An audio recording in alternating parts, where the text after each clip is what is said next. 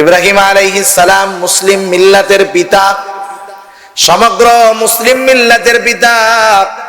তিনি আমাদের নামকরণ করেছেন মুসলমান, কিন্তু তিনি সব মুসলমানের জন্য নবী না। আমার আপনার নবী কেমন নবী? আল্লাহ তাআলা বলেন, ও আমার হাবিব, আপনার আগে যত নবী কেউ বংশভিত্তিক নবী। যেমন আল্লাহ কোরআনুল কারীমের মধ্যে বলেন, ওয়া ইলা আদিন আখাহুম হুদা, আদ জাতির জন্য আল্লাহ তাআলা হুদ আলাইহিস সালামকে নবী হিসাবে প্রেরণ করেছেন। ওয়া ইলা সামুদ আখাহুম সালিহা, আল্লাহ তাআলা সালেহ আলাইহিস সালামকে সামুদ গোত্রে তার ভাইদের জন্য নবী বানায় পাঠিয়েছেন। মূসা আলাইহিস সালাম বনি ইসরাইলদের জন্য নবী, ঈসা আলাইহিস সালাম বনি ইসরাইলদের নবী।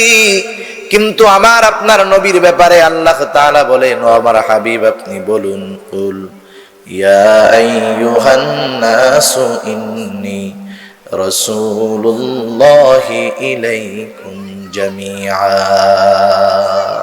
আপনি বলেন, ইন্নী রাসূলুল্লাহি ইলাইকুম, আমি তোমাদের কাছে রাসূল হিসাবে প্রেরিত হয়েছি। কেমন রাসূল? সবার জন্য রাসূল হিসাবে আল্লাহ তাআলা আমাকে পাঠিয়েছেন। সব সৃষ্টির জন্য নবী, এক কথায় গোটা মাখলুকের নবী, নবীদের নবী হলেন মুহাম্মাদুর রাসূলুল্লাহ। ঠিক কিনা বলেন? আমার আপনার নবী হলেন গোটা আলমের জন্য রহমত, জগৎ সমূহের জন্য রহমত। নবীজির সম্মানের সীমানা কত দূর! পবিত্র কোরআনুল কারীমের একটা সূরা ফাতিহা, এই সূরা আমরা প্রতি রাকাত নামাজে পড়ি, তাই না? সূরাটা শুরু করি কি দিয়া?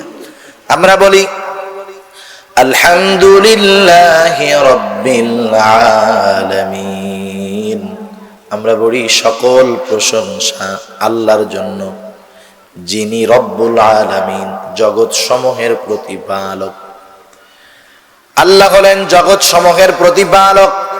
সেই আল্লাহই বলতেছে, ও আমার হাবিব আপনি মানুষের জন্য কেমন, সৃষ্টি জগতের জন্য কেমন, শুনে নেন।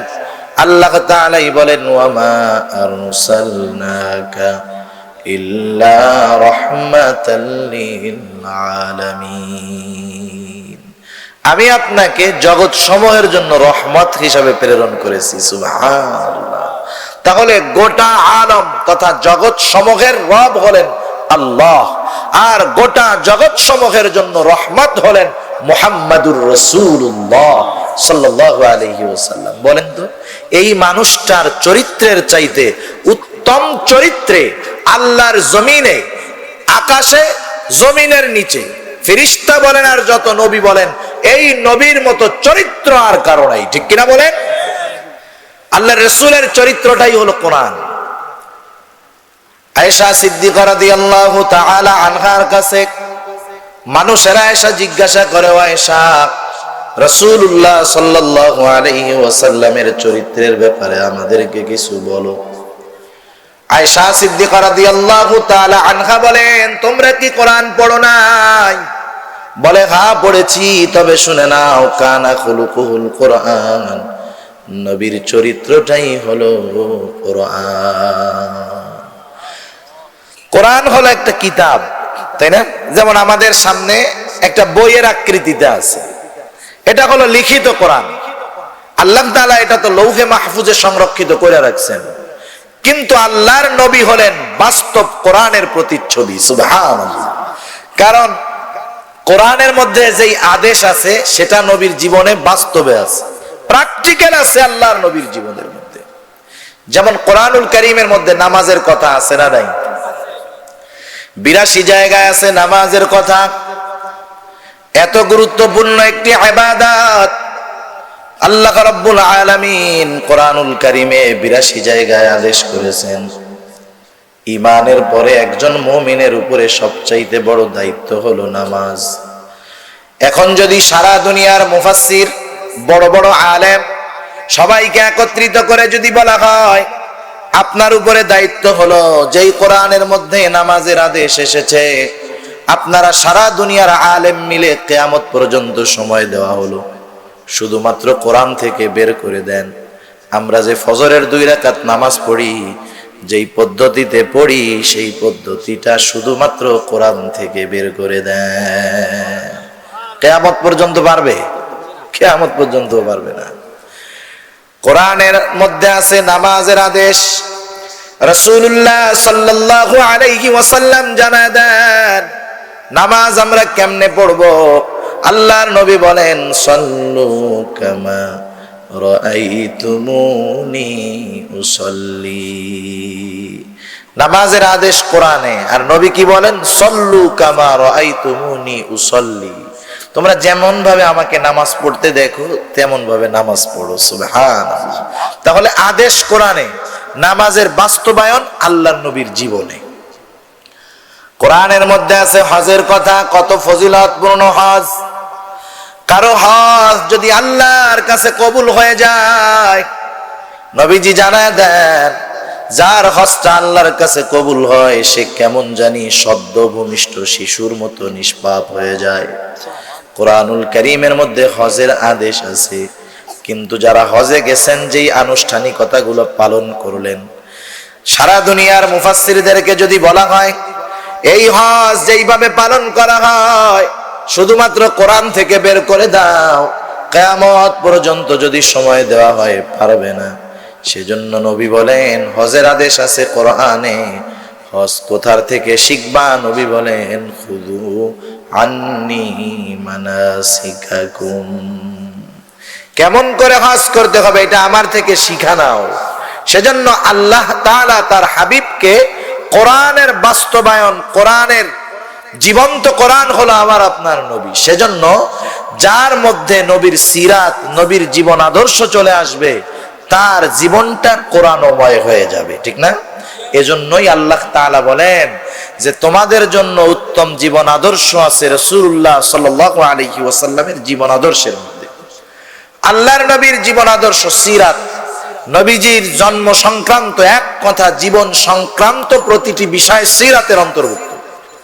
আল্লাহর নবীর শিশুকাল থেকে যদি খোঁজ নেই, আমরা শিশুকালের দিকে যদি তাকাই, রাসূলুল্লাহ সাল্লাল্লাহু আলাইহি ওয়াসাল্লামের মধ্যে আল্লাহ তাআলা ইনসাফের যেই চরিত্র দিয়েছেন, এটা দুগ্ধপোষ্য শিশু থাকা অবস্থায় আল্লাহর নবীর মধ্যে ইনসাফের চরিত্র ছিল। সুবহানাল্লাহ। গোটা দুনিয়ায় তো ইনসাফ নাই, ন্যায় বিচার নাই, কিন্তু আল্লাহর নবীর মধ্যে ইনসাফ আল্লাহ তাআলা দুগ্ধপোষ্য শিশু থাকা অবস্থায় আল্লাহ দিয়ে দিয়েছেন। যখন হালিমাতুস সাদিয়া মক্কায় গেছে দুধের শিশুদের খোঁজে, উনি তো সবার শেষে গেছেন, সবাই আল্লাহর নবীর পরিবারের কাছে গেছে। যখন শুনছে যে বাপ নাই, সম্পদও তেমন নাই, সবাই তাকে নেওয়ার ব্যাপারে আগ্রহ দেখায় নাই। কারণ তৎকালীন সময়ে আরবের আবহাওয়া ছিল একটু বেশি কঠোর, বেশি গরম। সাথে সাথে মানুষেরা তাদের সন্তানদেরকে, বিশেষ করে বনু সাদ গোত্রে দুধ পান করানোর জন্য বিভিন্ন ধাত্রী নির্ধারণ করে তাদের কাছে পাঠায় দিত। ওই জায়গার পরিবেশ ভালো, তাদের ভাষার শুদ্ধতা ছিল, যার কারণে শিশুদের মধ্যে এই প্রভাব পড়তো। এটা আরবের মধ্যে প্রচলন ছিল। বছরে একটা সময় তারা আইসা এরকম দুগ্ধপোষ্য শিশুদেরকে নিয়ে যাইত। হালিমাতুস সাদিয়া আসছেন সবার সাথে, বাহন দুর্বল, আসতেছেন সবার পরে। সবাই প্রথমে আল্লাহর নবীর কাছে গেছে, শিশু নবী। সবাই যখন জানছে যে ওনার বাপ নাই, দাদাও ধনী না, সম্পদও বাপ রেখে যায় নাই, সবাই অনাগ্রহ দেখায় চলে গেছে। হালিমাতুস সাদিয়াও আসছেন, প্রথমবার গেছেন। যখন দেখছেন ওনার এই অবস্থা, উনি চলে গেছেন। যায় দেখেন শহরে আর একটাও দুধের শিশু নাই। উনি খালি হাতে ফিরে যাবেন? রাতের বেলা স্বামীর সাথে পরামর্শ করতেছে। স্বামী বলে শোনো, ওই ইয়েতিম বাচ্চাটার দিকে তাকায় খুব মায়া লাগছে, এক কাজ করো, খালি হাতে ফিরে যাওয়ার চাইতে তাকে সাথে নিয়েই যাই আমরা। এবার আল্লাহর নবীকে নিছেন।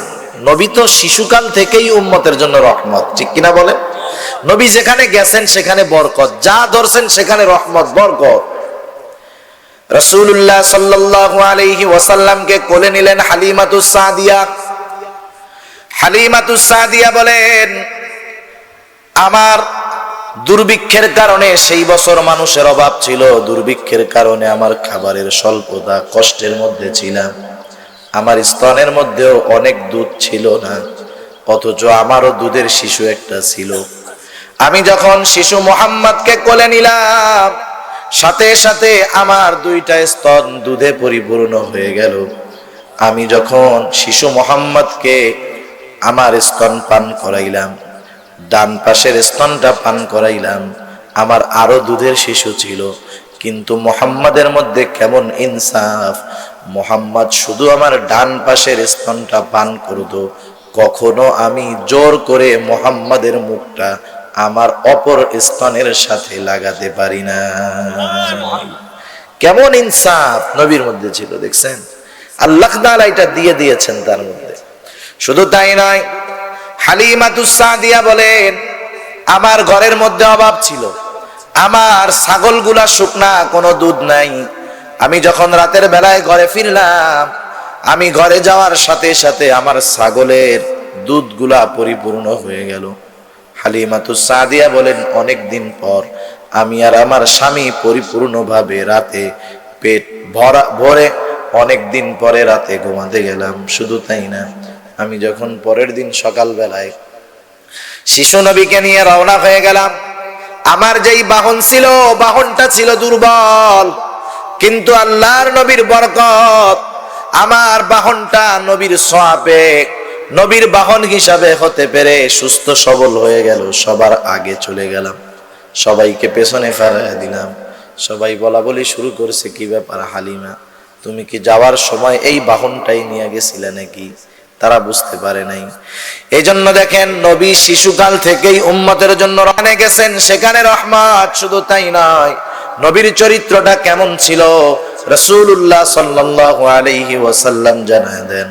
মানুষের শৈশব, যৌবন, এই সব সময় কিছু পাপের প্রতি আগ্রহ থাকে, কিন্তু আল্লাহ রব্বুল আলামিন আমার আপনার নবীকে সকল প্রকার পাপ তথা পাপের ইচ্ছা থেকেও আল্লাহ তাআলা মুক্ত রেখেছে।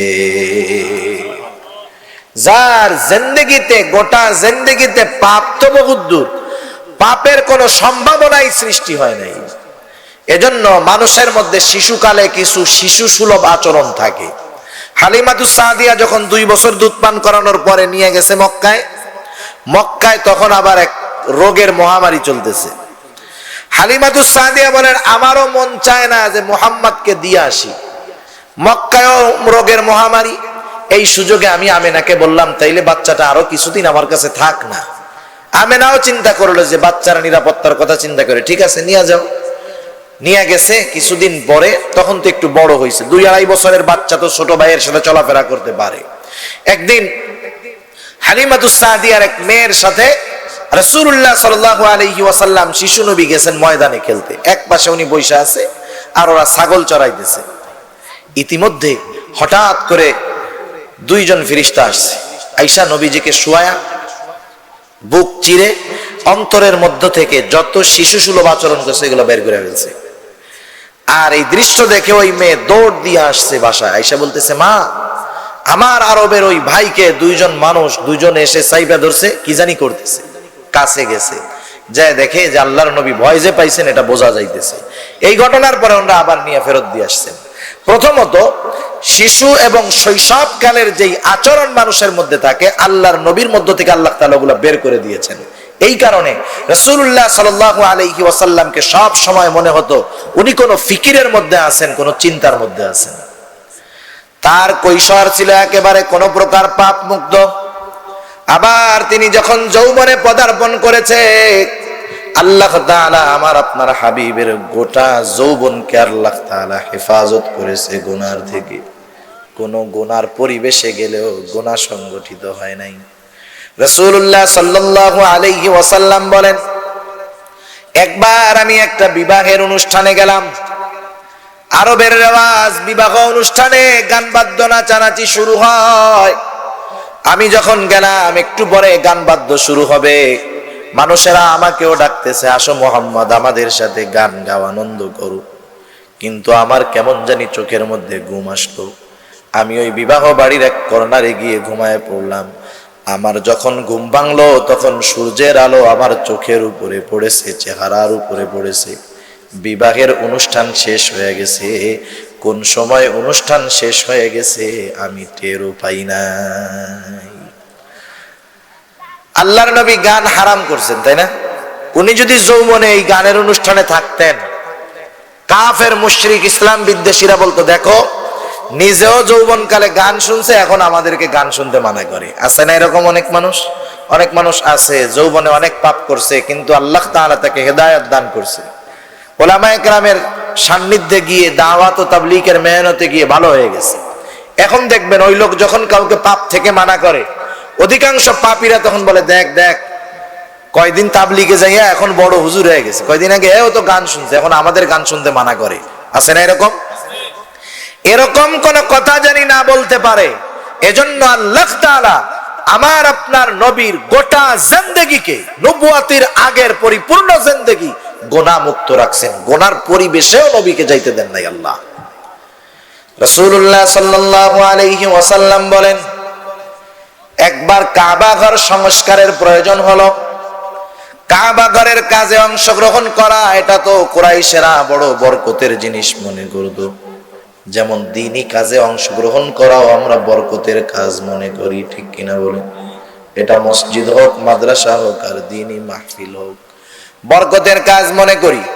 আর বাইতুল্লাহ, আল্লাহর ঘর, সেই ঘরের সংরক্ষণের কাজে শরীক হতে পারা, এটা তো বড় বরকতের বিষয়।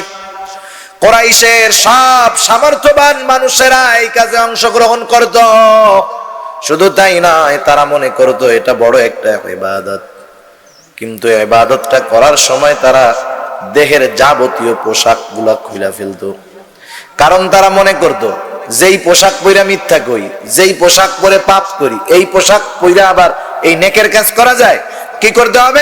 একবারে পোশাক ছাড়াই জন্মদিনের পোশাক পরে ওরা কাবা ঘরের সংস্কারে লেগে গেছে, একবারে উলঙ্গ হয়ে। আল্লাহর নবীর পরনে লুঙ্গি।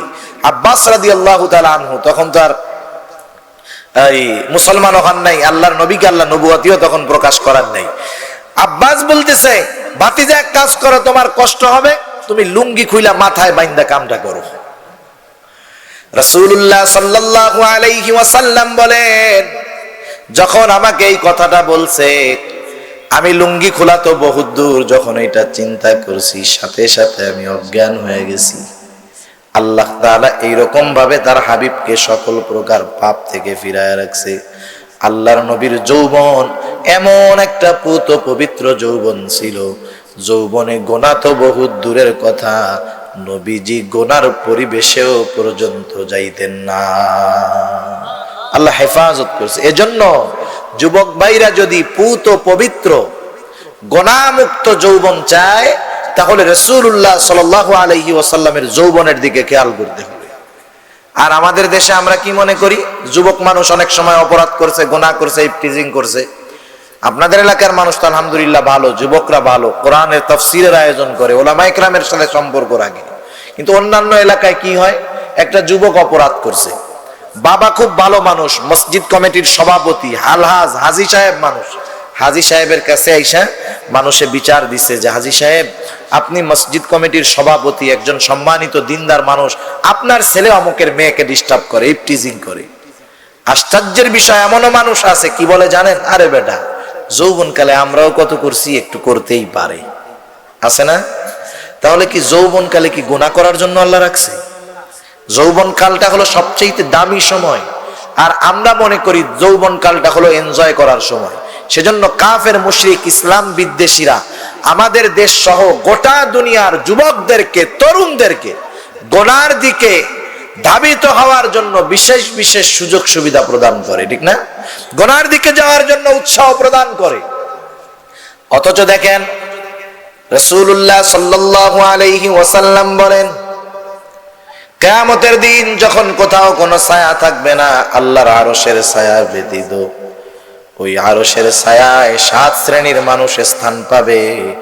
আল্লাহর নবী বলেন, তার মধ্যে এক শ্রেণীর লোক হলো যেই যুবক ইবাদত করতে করতে তার যৌবন কাল অতিক্রম করেছে, সেই যুবক আরশে আজিমের ছায়ায় স্থান পাবে।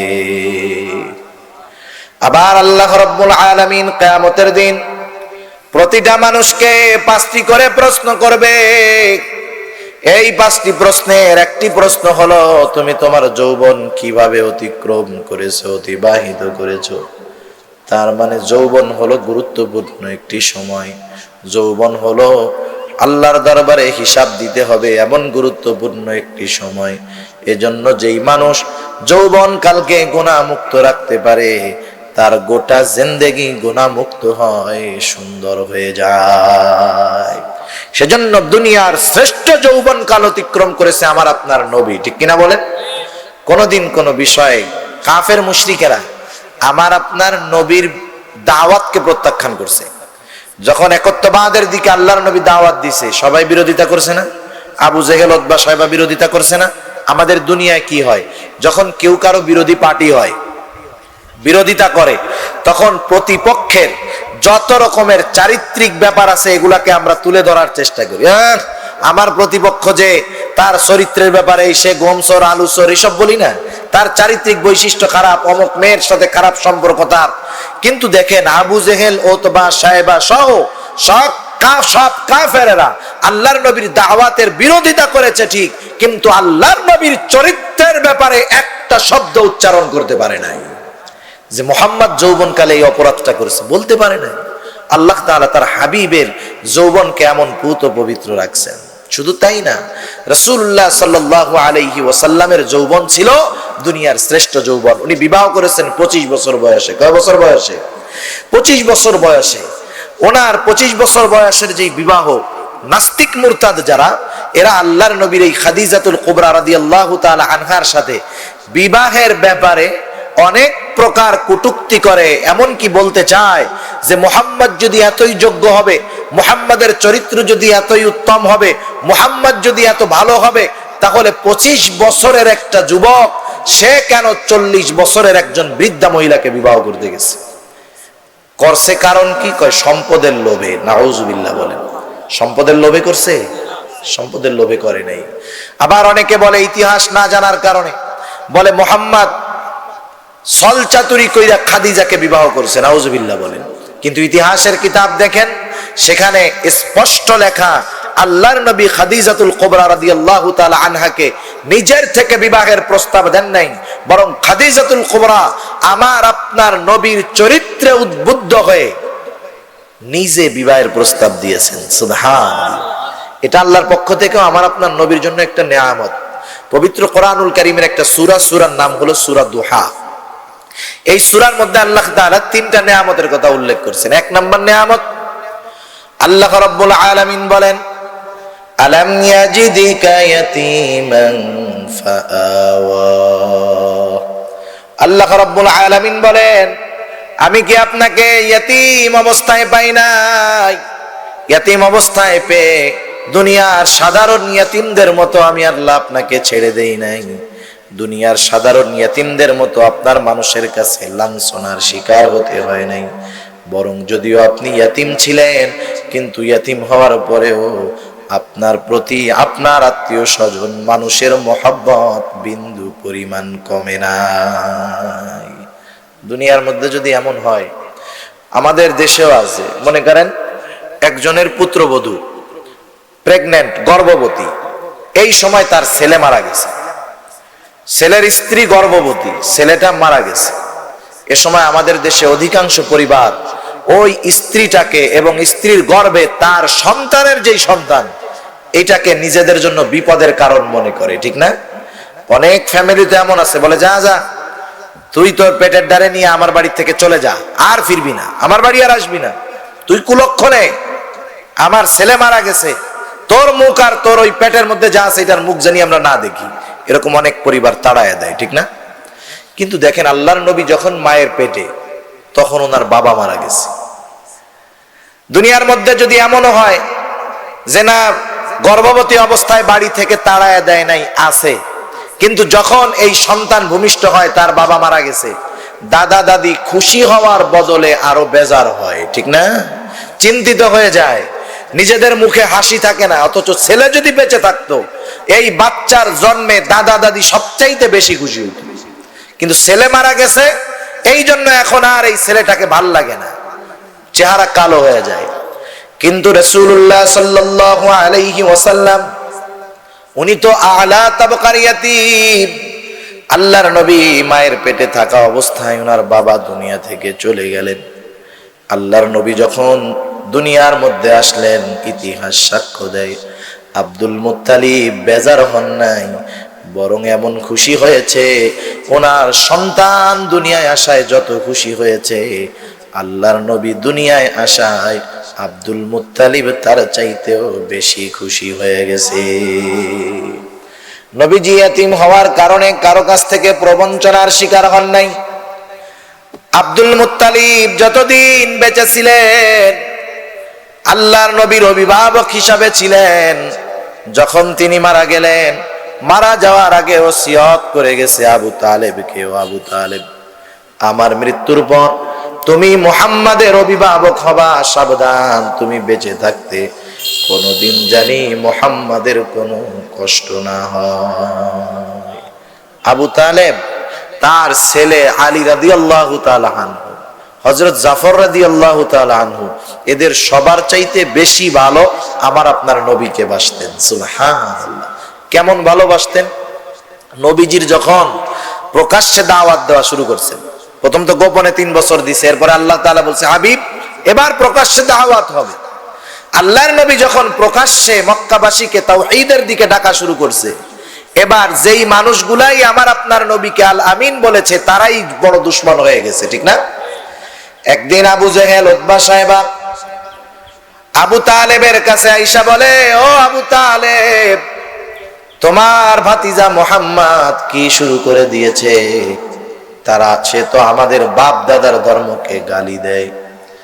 তুমি তোমার ভাতিজাকে সামলাও, তুমি মুহাম্মদকে সামলাও, যদি তাকে না সামলাও আমরা কিন্তু তার বিরুদ্ধে অ্যাকশনে যাব। সেই দিন আবু তালেব আবু জেহেল উতবা সাহেবাকে কিছু কথার বুঝ দিয়া পাঠায়া দিলেন। আল্লাহর নবীর দাওয়াত যথারীতি চলতেছে, আল্লাহর নবীর দাওয়াত বন্ধ নাই, বরং দিন দিন দাওয়াতের কাজ বাড়তেছে। আবু জেহেল উতবা সাহেবা দেখে কি ব্যাপার, মনে হয় আবু তালেব কিছুই বলে নাই। আবু তালেবের কাছে এবার আবার আসছে আবু জেহেল উতবা সাহেবা। এবার আর একা আসে নাই, আশেপাশের সব গোত্রের লোকদেরকে নিয়ে আসছে, লিডারদেরকে নিয়ে আসছে। আবু তালেবের কাছে এসে বলে, ও আবু তালেব, আপনাকে আমরা গতদিন যা বলেছি আপনি মনে হয় আপনার ভাতিজাকে বলেন নাই। আজকে আমরা আর একা আসি নাই, আমরা আমাদের আশেপাশের যত গোত্র আছে সব গোত্রের নেতারাও এসেছি।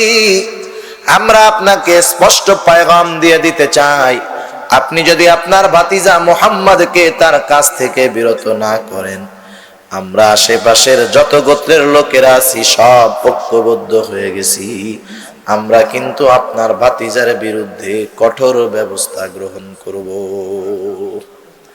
কঠোর ব্যবস্থা গ্রহণ করা হবে। এবার আবু তালেব ভয় পেয়ে গেছে, না জানি কোন সময় আমার ভাতিজার উপরে তাদের পক্ষ থেকে বড় বিপদ চলে আসে। আবু তালেব আর ঘুমান নাই, পায়চারি করতেছে। গভীর রাতে রাসূলুল্লাহ সাল্লাল্লাহু আলাইহি ওয়াসাল্লাম ফিরলেন। আবু তালেব ডাকতেছে, ও মুহাম্মদ। আল্লাহর নবী চাচার ডাকে সাড়া দিয়ে কাছে গেলেন। চাচার চেহারার মধ্যে চিন্তার ছাপ। আবু তালেব বলতেছে, ও মুহাম্মদ, তুমি কি করতেছো? তুমি কি একটু বিরত থাকতে পারো না? আমি তো তোমার ব্যাপারে আশঙ্কা করতেছি মুহাম্মদ, না জানি তোমার এই কর্মের কারণে আবু জেহেল উতবা সাহেবা তোমার উপরে ক্ষিপ্ত হয়ে গেছে, আমি তো তোমার জীবনের আশঙ্কা করতেছি। আজকে আবু জেহেল উতবা সাহেবা সহ আশেপাশের সব গোত্রের নেতারা আমার বাড়িতে এসেছে। মুহাম্মদ, তুমি একটু তোমার কাজটা থেকে বিরত হও, না জানি এই কারণে কোন সময় তোমার উপরে বিপদ চলে আসে। স্বাভাবিক, অনেক সময় আপনার আমার আপনজন যদি ভালো কোনো কাজ করতে যায়, যদি আশেপাশের দুশ্মনেরা তার বিরুদ্ধে দাঁড়ায়, তখন মা বাপ কি বলে যে বাপ তোর এই কাজ করার দরকার নেই, তুই ভালো কাজই করতেছিস ঠিক আছে, কিন্তু এর কারণে তোর দুশ্মন হচ্ছে, আমি তো ভয়ে থাকি তুই বাইরে থাকলে, না জানি কোন সময় বড় বিপদ তোর উপরে আসে, তুই বাদ দে, বলে না এরকম? অথচ কাজটা ভালো। আবু তালেব তো সবচাইতে ভালোবাসেন আমার আপনার নবীকে। ভালোবাসার দৃষ্টিকোণ থেকে আবু তালেব ভাতিজাকে মানা করতেছে, কিন্তু আবু তালেব যদিও ঈমান আনে নাই, কিন্তু জানে আমার ভাতিজা মুহাম্মদ যেই কাজ করতেছে নিঃসন্দেহে সেটা উত্তম কাজ, কিন্তু ভালোবাসার দৃষ্টিকোণ থেকে ভাতিজারে মানা করে। সন্তান যখন বোঝে মা বাপ তো ভালো কাজ মানা করতেছে, মোহাব্বতের কারণে তখন কি বলে, আরে মা বাপ আপনি ভয় পায়েন না তো, আল্লাহ যদি সহায় থাকে কে কি করবে, ঠিক না? আল্লাহর নবীও বুঝতে পারছে যে আমার চাচা আমার জীবনের আশঙ্কায় ভয় পাইতেছে, এই জন্য মানা করেছে। যখন আবু তালেবের কথা শেষ, রাসূলুল্লাহ সাল্লাল্লাহু আলাইহি ওয়াসাল্লাম বলে, চাচা আমি বুঝতে পেরেছি, চাচা আপনি শুনে নেন, এত মক্কার আশেপাশের মানুষ আল্লাহ রাব্বুল আলামিন আমাকে যেই দায়িত্ব দিয়েছেন সেই দায়িত্ব পালন করতে গিয়া শুধু মক্কার মানুষ নয়, গোটা দুনিয়ার মানুষ যদি আমার বিপক্ষে চলে যায়, আমি মুহাম্মদ আল্লাহর পক্ষ থেকে যেই নির্দেশ আমাকে দেওয়া হয়েছে ওই নির্দেশনার বিন্দু পরিমাণ অবহেলা করব না, বিন্দু পরিমাণ পেছনে আমি ফিরব না। আমার জীবন চলে যায় যাক, তবুও আমি ফিরব না। আল্লাহর নবীর কথার মধ্যে প্রভাব ছিল। আবু তালেব সাথে সাথে আল্লাহর নবীর কথার মহত্ব গুরুত্ব তার অন্তরের মধ্যে আঘাত করে বসছে। একটু আগে আবু তালেব বলতেছে বাদ দাও, আল্লাহর নবীর এই কথা বলার সাথে সাথে আবু তালেব বলতেছে মুহাম্মদ তুমি কোনো চিন্তা করো না, আমি চাচা যতদিন আছি তোমার কোনো চিন্তা নাই, আমি তোমার সামনে আছি। সুবহানাল্লাহ। চিন্তা করছেন নবীজির বাল্যকাল থেকে নিয়ে নবুয়তি পাওয়ার পরেও আল্লাহ তাআলা তাকে এমন অভিভাবক দান করছে যেই অভিভাবক মুমিন না, কিন্তু নবীর নিরাপত্তার জন্য জীবন দিতে তারা তৈয়ার ছিল, ঠিক না? আল্লাহ তাআলা সেই কথাই বলেন, ইয়াতীম অবস্থায় পায় আপনাকে ছেড়ে দেই নাই। মানুষ ইয়াতীম হওয়ার কারণে চতুর্মুখী ও নিরাপত্তায় ভোগে, কিন্তু আমি আল্লাহ আপনার জন্য সকল প্রকার উত্তম ব্যবস্থাপনা করেছি। এরপরে আল্লাহ তাআলা বলেন ওয়াজাদাকা দাল্লান ফাহাদা। দাল শব্দের স্বাভাবিক অর্থ হলো পথভ্রষ্ট। পথভ্রষ্ট হলো সে সঠিক পথ চেনার পরে, জানার পরে, বোঝার পরে, বোঝানোর পরে যে সঠিকটায় না গিয়া বেঠিকটায় যায়। কিন্তু যে চিনে না সে পথভ্রষ্ট হয় না, সে ওই পথের অচিন পথিক থাকে, অপরিচিত থাকে। আল্লাহ তাআলা তার নবীকে বলতেছেন, হাবিব আপনি সঠিক পথটা চিনতেন না, সঠিক পথটা চিনতেন না, পথভ্রষ্ট নয়। আল্লাহর নবী সঠিক পথ চিনতেন না। আল্লাহ বলেন সঠিক পথ আপনার অপরিচিত ছিল, আমি আল্লাহ আপনাকে সঠিক পথ চিনায় দিয়েছি। এরপরে আল্লাহ তাআলা বলেন ওয়াজাদাকা আইলান ফাআগনা। বলে আপনি ছিলেন সহায় সম্বলী, টাকা পয়সা কিচ্ছু ছিল না, আমি আল্লাহ আপনার ধনী বানাই দিছি। সুবহানাল্লাহ। তাহলে আল্লাহর নবী ধনী কখন হইছেন? খাদিজাতুল কুবরা রাদিয়াল্লাহু তাআলা আনহার ব্যবসার জন্য একজন লোক দরকার, যাকে দিয়ে তিনি ব্যবসার পণ্য সহ ব্যবসার জন্য সিরিয়া সহ অন্যান্য জায়গায় পাঠাবেন। আমানতদার লোক দরকার, মহিলা মানুষ, তারে কেউ ধোঁকা দিতে পারে।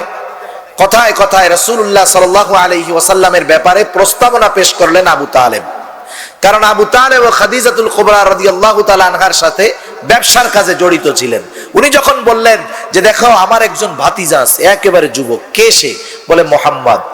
খাদিজা রাদিয়াল্লাহু তাআলা আনহা তখন বলতেছে মুহাম্মদ যদি হয় তার ব্যাপারে আমার কোনো প্রশ্ন নাই। সুবহানাল্লাহ। সে যদি হয়, দায়িত্ব যদি নেয়, তাহলে এর চাইতে ভালো আর কি হতে পারে? আল্লাহর নবী আয়েশা বলছেন, রাসূলুল্লাহ সাল্লাল্লাহু আলাইহি ওয়াসাল্লামকে চাচা আয়েশা বলছে, উনি ব্যবসার দায়িত্ব নিয়ে গেছে। সাথে সাথে খাদিজাতুল কুবরার একজন বিশ্বস্ত দাস ছিল, তার নাম ছিল মাইসারা। ওরে বলছে যে তুমি ওর খেয়াল রাখবা, সবকিছু দেখবা, রক্ষণাবেক্ষণ, এই দায়িত্ব তোমার। মাইসারাকে বলা হতো খাদিজাতুল কুবরার চোখ, এত বিশ্বস্ত ছিল। এবার সফর শেষ করে আসছে রাসূলুল্লাহ সাল্লাল্লাহু আলাইহি ওয়াসাল্লাম, ব্যবসায় দ্বিগুণ লাভ। খাদিজাতুল কুবরা এবং মাইসারার কাছ থেকে বিস্তারিত খবরাখবর জানতেছে। এর মধ্যে অনেক কথা মাইসারা তাকে জানিয়েছে যেগুলো ছিল অলৌকিক। যেমন এক জায়গায় রাসূলুল্লাহ সাল্লাল্লাহু আলাইহি ওয়াসাল্লাম শুয়ে আছে, তখন তো নবুয়তি প্রকাশ পায় নাই। মাইসারা বলতেছে আমি আজব দৃশ্য খেয়াল করলাম, যতক্ষণ মুহাম্মদ শুয়ে আছে ততক্ষণ তার উপরে একটা মেঘ ছায়া দিয়ে রাখছে। শুধু তাই নয়, আর এক জায়গায় একটা গির্জার কাছে গিয়া আমরা একটা গাছের নিচে বসেছি, মুহাম্মদ গাছের নিচে বসছে। গির্জার পাদ্রী আমাকে ডাক দিল, আমাকে বলতেছে ওই লোকটাকে, বলে আমার সাথে ব্যবসার কাফেলার সাথে ব্যবসার দায়িত্ব নিয়ে আসছে। এবার ওই গির্জার পাদ্রী বলতেছে শোনো, ওই গাছের নিচে যে বসে সে নবী ছাড়া অন্য কেউ হতে পারে না। কারণ এই গাছের নিচে যারা বসে তারা নবী হয়। এরকম আরো অলৌকিক কিছু ঘটনা যখন আইসা বলছে, আবার ব্যবসায় দক্ষতা প্রমাণ করে দিছে নবী, কারণ নবী তো দুনিয়ার শ্রেষ্ঠ ব্যবসায়ী, ঠিক কিনা বলেন? যখন এই কথাগুলা বলছে, খাদিজা রাদিয়াল্লাহু তাআলা আনহার আল্লাহর নবীর প্রতি একটু দুর্বলতা সৃষ্টি হয়েছে। খাদিজাতুল কুবরা রাদিয়াল্লাহু তাআলা আনহার বয়স যখন 37 ওনার দ্বিতীয় স্বামী তখন মারা গেছে। উনি নিয়ত করছে আর বিবাহ শাদী করবে না। ওনার চারিত্রিক পবিত্রতা এত বেশি ছিল, ওই জাহেলিয়াতের সময়ের লোকেরাও খাদিজাতুল কুবরার উপাধি দিয়েছিল তাহেরা। সুবহানাল্লাহ। দুইজন স্বামী দুনিয়া থেকে চলে গেছে, সন্তান হয়েছে, অনেক বড় বড় প্রভাবশালী সম্মানিত ব্যক্তি টাকাওয়ালারা বিবাহের প্রস্তাব দিয়েছে। উনি বলছেন না, আমি বিবাহ শাদী করব না, বাকি জীবন এভাবে কাটায় দিব। কিন্তু যখন আল্লাহর নবীর প্রতি আগ্রহ, ব্যবসায় ভালো সফলতা, তার চারিত্রিক বৈশিষ্ট্যের ব্যাপারে যখন উনি ওনার বিশ্বস্ত দাসের মাধ্যমে খবর পাইছেন, ওনার অন্তরের মধ্যে একটু জায়গা করে নিছে। এখন বান্ধবী আসছে খাদিজা রাদিয়াল্লাহু তাআলা আনহার, আসার পরে বান্ধবীর কাছে শুধু মুহাম্মাদের গল্প বলে। দুই বান্ধবী এক জায়গায় হইলে কেউ যদি আরেকজন অপরিচিত পুরুষের কথা বলে, অপর বান্ধবী স্বাভাবিক সন্দেহ করবে, কি ব্যাপার, এর কথা এত বলো কেন, তোমার কি পছন্দ হয় নাকি? খাদিজাতুল কুবরা বান্ধবীর কাছে যখন বারবার বলতেছে, মুহাম্মাদের প্রশংসা করতেছে, বান্ধবী বলে কি ব্যাপার, তোমার কি মুহাম্মাদকে পছন্দ হয় নাকি, বিবাহ করবা নাকি?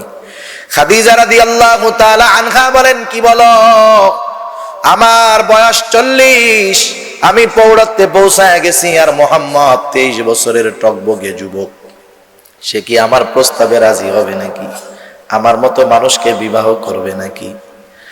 বান্ধবী বলতেছে একটু প্রস্তাবটা নিয়ে যাই। খাদিজা রাদিয়াল্লাহু তাআলা আনহা তিনিও তো সম্ভ্রান্ত একজন মহিলা, তিনি বলতেছে, বান্ধবী শোনো, প্রস্তাব দিবা তার মনোভাবটা জানো, যদি প্রস্তাব দেওয়ার পর মুহাম্মদ সরাসরি প্রস্তাবটা ফিরায় দেয়, তাহলে এটা কিন্তু আমার জন্য লজ্জার কারণ হবে।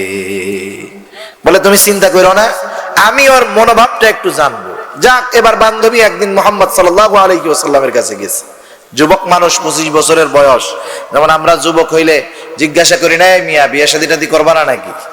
কি বলে, হুজুর কি বিয়া করবো, নিজের ভাইই তো দাঁড়াইতে পারি নাই, তাই না? এখন যাইয়া ওই বান্ধবী খোঁজ খবর নিতেছে, বলতেছে, মুহাম্মদ বিয়ে শাদী করবা না? আল্লাহর নবী সম্পদ তো অনেক নাই, বলতেছে আমি বিবাহ করব, আমার তো পরিবার চালানোর মতো টাকা পয়সা নাই, সেই সামর্থ্য নাই।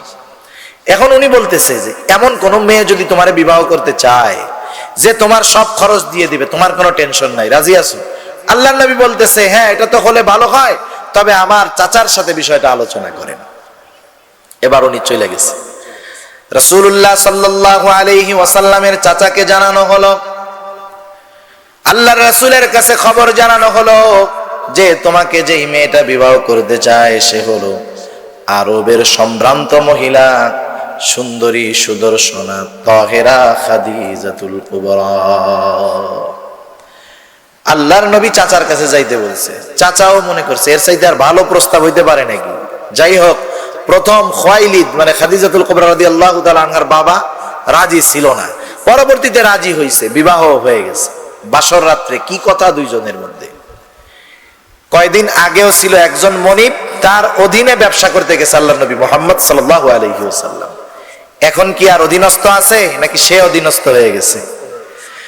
খাদিজাতুল কুবরা রাদিয়াল্লাহু তাআলা আনহা বলতেছে, ও মুহাম্মদ, আপনি তো আরবের সবচাইতে সম্ভ্রান্ত ব্যক্তি, সবচাইতে সচ্চরিত্রবান ব্যক্তি, অতীতের সম্পর্ক যা হয় হোক, আজকে থেকে আমি আপনার খাদেমা, আমি আপনার সেবিকা।